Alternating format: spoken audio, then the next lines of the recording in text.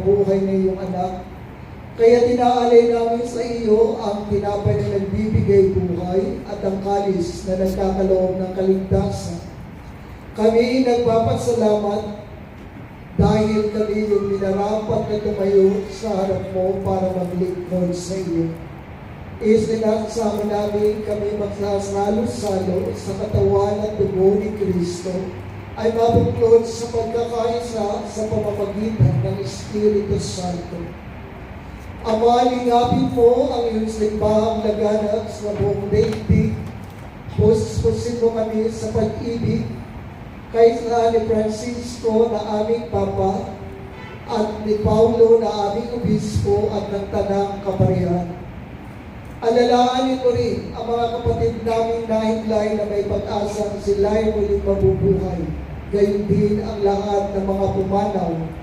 Kawan mo sila patuloy sa iyong kaliwanagan. Kawan at pagindapati kami lahat na makasalo sa iyong buhay na walang wakas.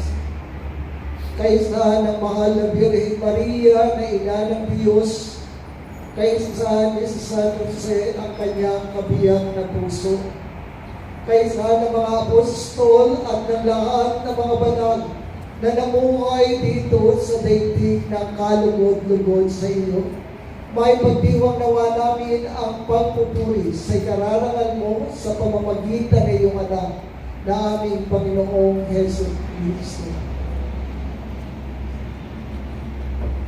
Sa pamamagitan ni Kristo, kasama niya sa Kanya, ang lahat ng parangal at papuri ay sa iyo, Diyos Ama, makapangyarihan, kasama ng Espiritu Santo, magpasawalang hanggan.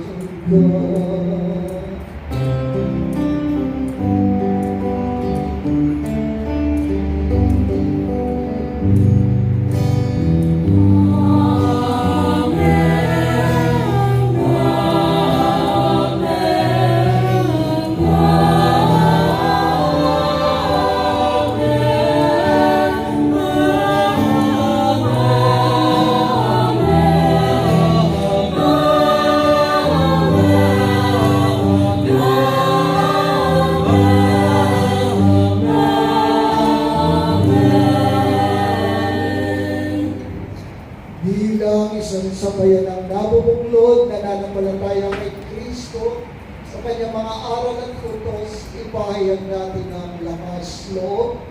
Ama namin, sumahan sa langit ka, sambahin ang ngalan mo, mapasaamin ang kaharian mo, sundin ang loob mo dito sa lupa para nang sa langit.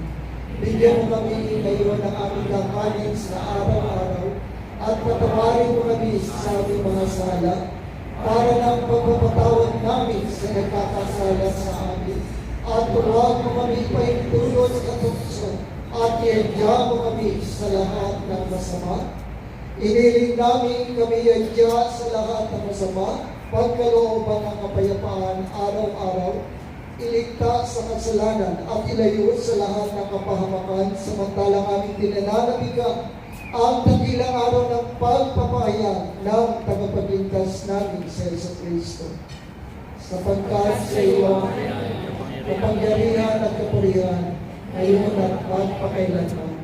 Panginoong Jesucristo, sa sinabi mo sa iyong mga apostol, kapayapaan ang iniiwan ko sa inyo, ang aming kapayapaan ang binibigay ko sa inyo. Tumayin mo aming pananampalataya at tumuwag ang aming mga pagkakasasala. Pagkalooban mo kami ng kapayapaan at pagkakaisa ayon sa iyong kalooban. Kasama ng Espiritu Santo, magpa